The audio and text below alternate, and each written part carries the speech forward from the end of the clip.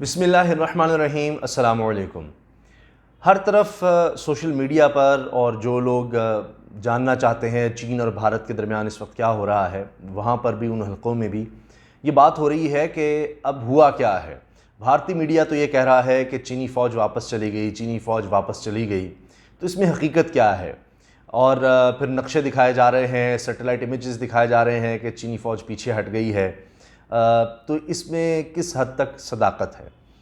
अब मुझे कुछ दिन लग गए, मैं पिछले चंद दिन से इस बारे में कोशिश कर रहा था कि जो मुसद्दिक़ा चीज़ें हैं वो सामने लेकर आऊँ, तो उसी में कुछ टाइम लग गया।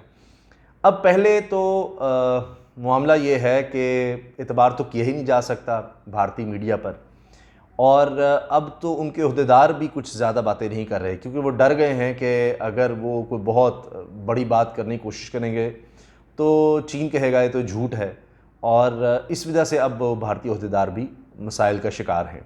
बहरहाल BBC भी इस बारे में लिख रहा है और भी इंटरनेशनल इदारे इस बारे में लिख रहे हैं।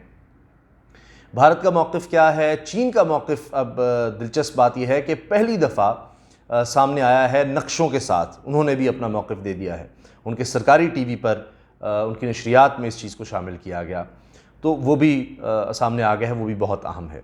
इस पर डिटेल में बात करने से पहले मैं आपसे अर्ज़ कर दूं कि एक तो इंडियन मीडिया मशहूर है झूठ बोलने में, वो फिर झूठ बोल रहा है, और कुछ चीज़ें सामने भी आ रही हैं कि एक तरफ जहां पर मुआहदा हुआ है चीन और भारत के दरमियान कि फ़ौजें पीछे हटेंगी, तो उसमें भारतीय फ़ौज भी पीछे हटी है, और ये सिर्फ एक जगह की बात है, गलवान वैली की बात है। बाकी जितनी जगहों पर चीनी फ़ौज मौजूद है वो वहीं पर है, और भारतीय फ़ौजियों को भी वहाँ पर खड़े होना पड़ रहा है, और वो घबराए हुए हैं, परेशान हैं, और ये तादाद हज़ारों में है।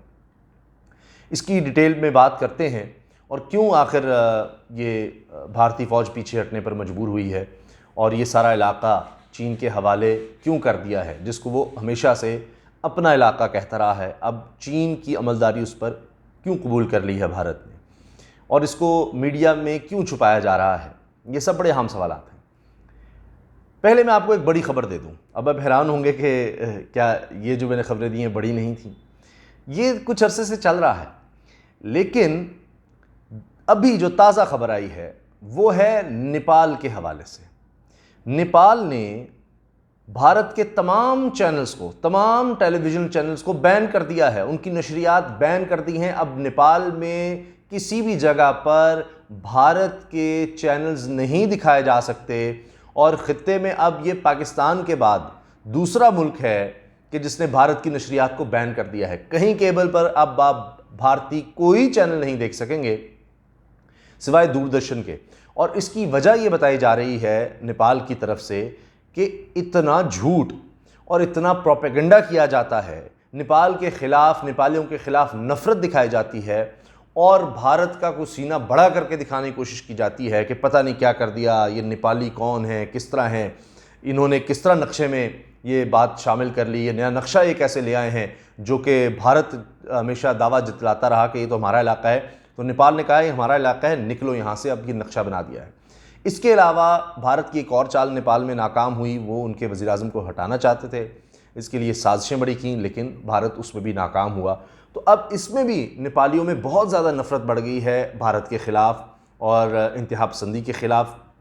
एक तो ये कि उनके मुल्क में मुदाखलत, उनके ख़िलाफ़ बातें, उनकी हुकूमत बनाना गिराना, ये बड़े अरसे से वो समझते थे कि हमारा हक़ है, हम नेपाल तो हमारी कॉलोनी है।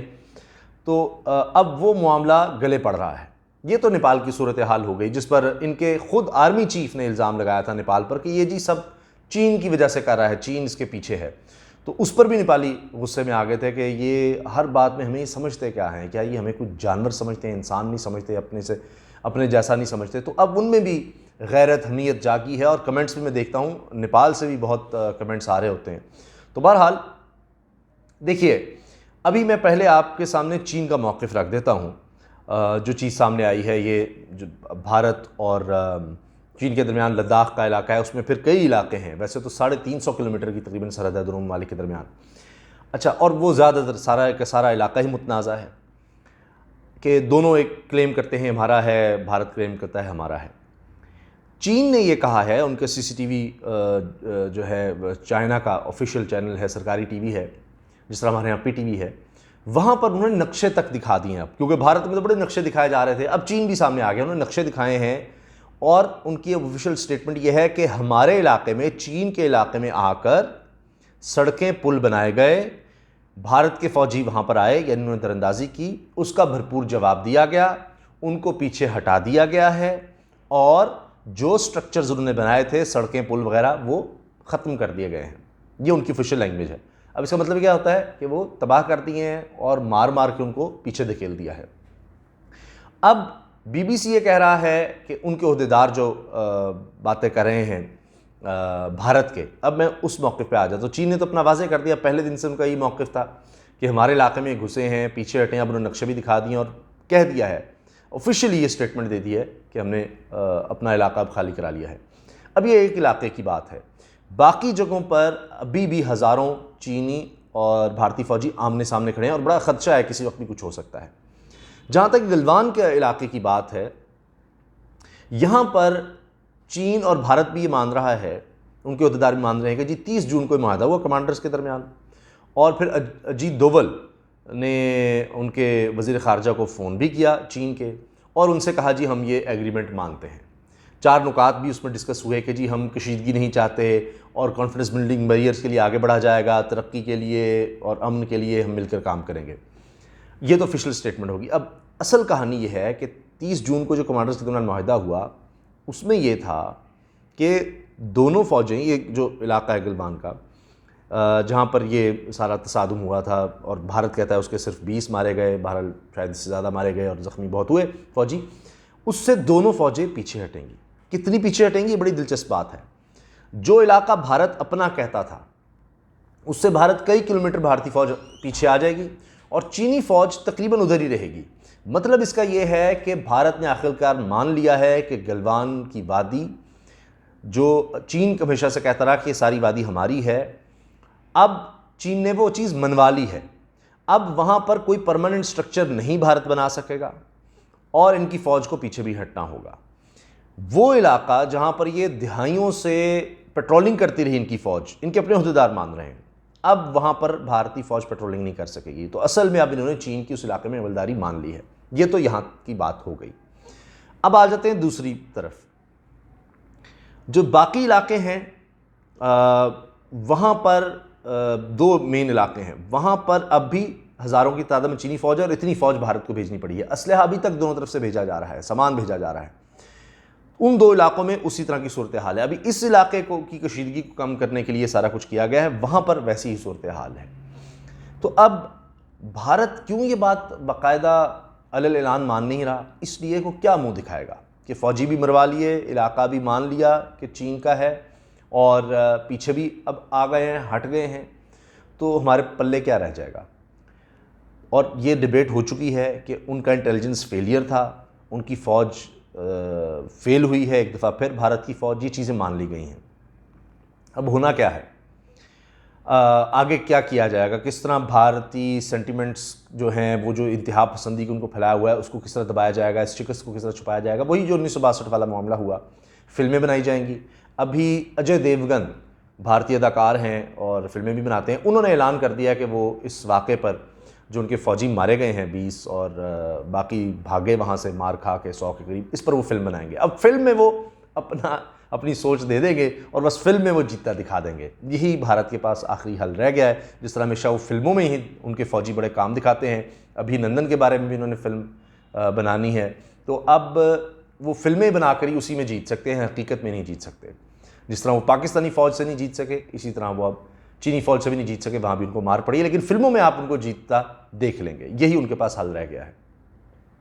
तो इस वक्त अब जो सूरत हाल है वो ये है कि इलाका चीन का मान लिया गया है, बाकी दोनों इलाकों में आमने सामने हैं फ़ौजें, और वो भी चीन ने मनवा लिया है एक तरह से कि ये मुतनाज़ा इलाका जो था अब वो हमारा है। तो क्यों भारतीय फ़ौज ही मानने पर तैयार हुई है, ये एक बहुत बड़ा सवाल है। कि वो तो कहते थे हम घुस के मारते हैं, हम ये कर देंगे, वो कर देंगे। नरेंद्र मोदी ने कहा कि जी कोई हमारे बॉर्डर के अंदर नहीं आया। तो बॉर्डर के अंदर नहीं आया तो फिर पीछे क्यों हट रही है भारतीय फ़ौज, फिर असल में क्या हो, फिर मारे कैसे गए इनके फ़ौजी, यही तो सवाल है। इसका मतलब है आप आगे गए तो माना गया। असल में मसला यह है कि मुतनाज़ा इलाका, चीन कहता था हमारा है और यहाँ ना आए, लेकिन इन्होंने वहाँ पर जाकर मुतनाज़ा इलाके में एग्रीमेंट्स की खिलाफवर्जी करके इन इलाकों में गए और फिर ये कि सी पैक के ख़िलाफ़ ये बात करते रहे। पहले भी नया नक्शा इन्होंने तैयार किया, 317 आर्टिकल का ख़ात्मा किया, मकबूजा इलाका था कश्मीर का, उसको इन्होंने अपने आइनी तौर पर कब्ज़ा दिखाने की कोशिश की, बैनुल-अक़वामी क़वानीन की खिलाफवर्जी की। फिर नया नक्शा तैयार किया और उसमें लद्दाख और मकबूजा कश्मीर को शामिल करने के अलावा अक्साई चीन का इलाका भी शामिल कर लिया। तो वहाँ से चीन जो है उसने कहा बस बहुत हो गई है। तो अब उसने मुतनाज़ा इलाका जो मुतनाज़ा था उसने कहा ये तो अंदर घुस रहे हैं और पता नहीं कल को ये सी पैक को शायद रकम को नुकसान पहुँचाएंगे, वहाँ से वो अब नहीं हट रहे जिन इलाकों से ऐसा हो सकता है कि भारत उसके करीब जा सकता है।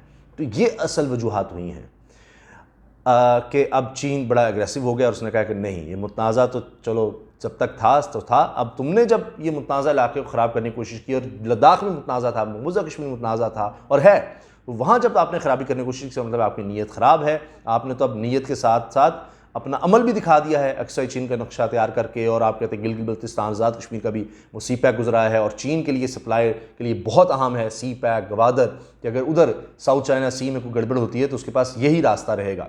तो ये बहुत अहम है और ये तेज़ रास्ता है। तो वो इस पर जितनी सरमायाकारी कर चुका है, इस पर किसी सूरत कॉम्प्रोमाइज़ नहीं कर सकता। लिहाजा वो दो इलाके जो दीगर दो इलाके हैं वहाँ से मैं आपसे अर्ज़ कर रहा हूँ कि पीछे हटने का कोई चांस ही नहीं है चीन के। और वहाँ भी इसको इसी तरह भारत को ही मानना पड़ जाएगा। क्यों मानना पड़ जाएगा? उसकी सबसे बड़ी वजह है पाकिस्तानी फ़ौज। वो किस तरह आप सोचेंगे, मैं अर्ज़ करता हूँ। 350 किलोमीटर चीन और भारत के दरमियान सरहद है वो मुतनाज़ा इलाका।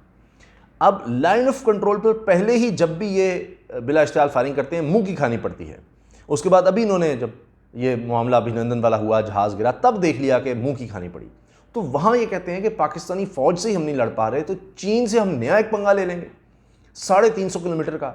और इनका जो बजट है उसका तीसरा यानी 3/4 हिस्सा, समझे 4 में से 3 हिस्से तो इनके तनख्वाहों और पेंशन में चली जाती है। ये इनके अदाद शुमार है भारत के। तो फिर अब और फौजी भर्ती करने पड़ेंगे, वो 350 किलोमीटर को और ज़्यादा सप्लाई भेजना, सारा कुछ करना। तो लिहाजा आप दुबक के बैठ जाओ, अपने लोगों से झूठ बोल दो कि जनाब हमारा बॉर्डर बिल्कुल सिक्योर है, दोनों फौजें पीछे हट गई हैं। अच्छा, अपनी फ़ौज के नहीं बता रहे, बस चीनी फ़ौज के ही बताए जा रहे हैं। अपनी जो फ़ौज पीछे हटी है उसको छुपा रहे हैं। और जो भारत कहता था हमारा इलाका है, इनके अपने ओहदेदार ये मान रहे हैं, क्योंकि वो तो दिखाएंगे ना जी दरअंदाजी की है, ये आए हैं चीनी। बहरहाल ये मान रहे हैं कि 8-8 किलोमीटर अंदर तक आ चुका है चीन। अब चीन को इतना ये हज़ार किलोमीटर का इलाका है और मुतनाज़ा भी इतने बड़ा इलाका था तो, और इतना मुश्किल इलाका, तो चीन क्यों यहाँ तक आया है? उसकी वजह यही है कि भारत की हरकतें, ये एक्सपेंशनिज़म, सोच, बदमाशी कि अमेरिका के सर पर हम आ जाएंगे, हम ये कर देंगे, तो उसकी वजह से चीन को ये दिखाना पड़ा है, सिक्योर करना पड़ा है इलाका कि कोई भारत कल को किसी तरह की कोई शरारत ना कर सके। ये असल वजूहत है, वरना ये तो दिहाइयों से ही मामला इसी तरह से ही चला आ रहा था। तो ये भारत का अपना किया धरा है जिसके आगे आ गया है। तो पाकिस्तानी फ़ौज का खौफ है उसको कि लाइन ऑफ कंट्रोल पे ही हम एंगेज हैं और हम जब वहाँ कुछ करने की कोशिश करते हैं तो पाकिस्तान की तरफ इतना जवाब आ जाता है। वहाँ उन्होंने इतनी फ़ौज लगाई हुई है, लाखों की तादाद में फ़ौज लगाई हुई है, तो अब यहाँ पर हम कितने लाख फ़ौजी लगा दें? तो इस वजह से ये पाकिस्तान की फ़ौज का एक खौफ है उनके ऊपर तारी कि वो कहते हैं चीन के साथ तो फिर हम इतनी फ़ौज लगाने का सोच भी नहीं सकते। तो ये इस वक्त सूरत हाल है कि भारत को शिकस्त हो चुकी है। भारत इसको यानी ऐलान नहीं कर रहा, लेकिन अंदर खाते जिसको हम कहते हैं ना, वो मान चुका है। सिर्फ उन्होंने मीडिया में कुछ और दिखाना है कि जी फ़ौज पीछे हट गई, बस क्या हुआ क्या नहीं उसको उन्हें दबा देना है ताकि उनकी और ज़्यादा बदनामी ना हो। और चीन बाकी बातें भी लगता है कि इसके बाद मनवा लेगा और बाकी इलाकों से ख़ुद मान रहे हैं। लिखा जा रहा है उनके जो लोग हैं जो बैनुल-अक़वामी अखबारात में लिखते हैं, किसी की ज़रूरत नहीं है उनके अपने अखबार में लिखे, तो वो ये कह रहे हैं कि वाकई बाकी जगहों से ना तो पीछे हटे हैं। और इनके अपने ओहदेदार जो BBC से बात की है उन्होंने उसमें माना है कि सिर्फ ये गलवान वाले इलाके की बात कर रहे हैं और दीगर जो इलाके हैं वहाँ पर जो है फ़ौज आमने सामने है। एक तो है ना जहाँ ये इनका आपस में तसादुम हुआ, उसके अलावा जो इलाके हैं वहाँ से फ़ौज कहीं पीछे नहीं हटी। तो वो अभी तक टेंशन के लिए बरकरार है। इजाज़त दीजिए, अल्लाह हाफ़िज़। पाकिस्तान ज़िंदाबाद।